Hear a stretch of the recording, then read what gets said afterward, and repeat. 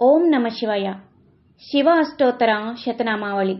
ఇది విన్నవారికి అపమృత్యు భయం పోతుంది.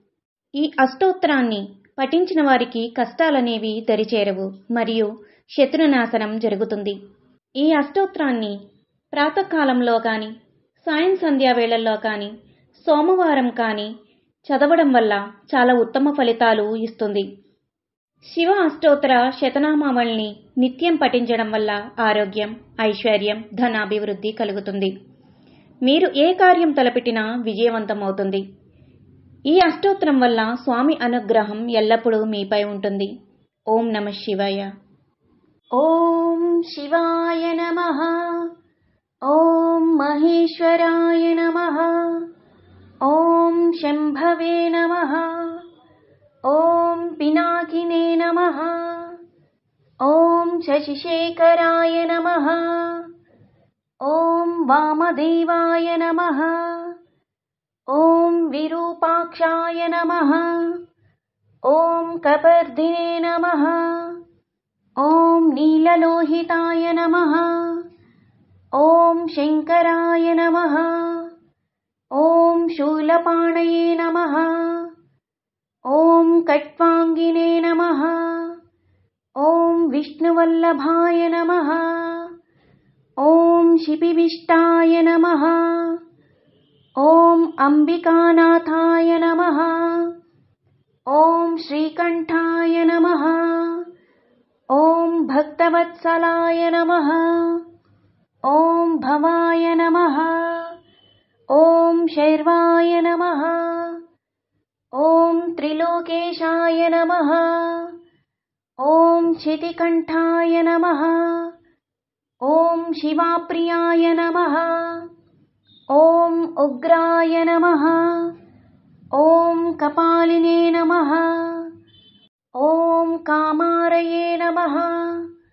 ఓం అంధకాసురసూదనాయ నమః. ఓం గంగాధరాయ నమః. ఓం లలాటాక్షాయ నమః. ఓం కాలకాలాయ నమః. ఓం కృపానిధయే నమః.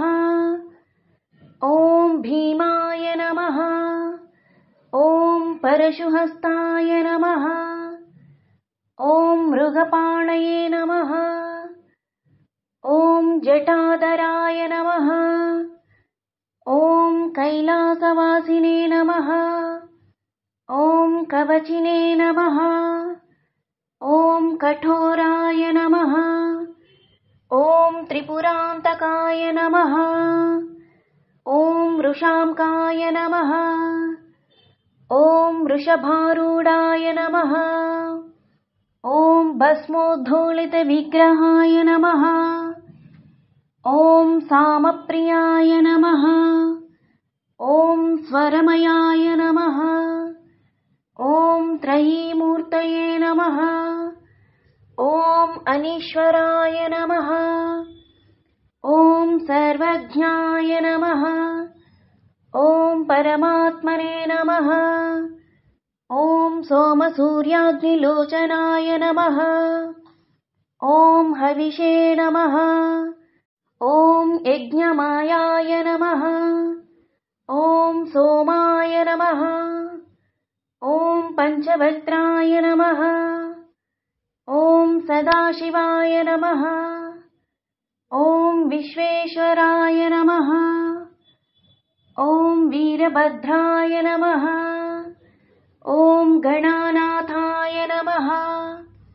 ఓం ప్రజాపతయే నమః. ఓం హిరణ్యరేతసే నమః. ఓం దూర్ధర్షాయ నమః. ఓం గిరీశాయ నమః. ఓం గిరిశాయ నమః. ఓం అనఘాయ నమః. ఓం భుజంగభూషణాయ నమః. ఓం భర్గాయ నమః. ఓం గిరిధన్వనే నమః. ఓం గిరిప్రియాయ నమః. ఓం కృత్తివాససే నమః.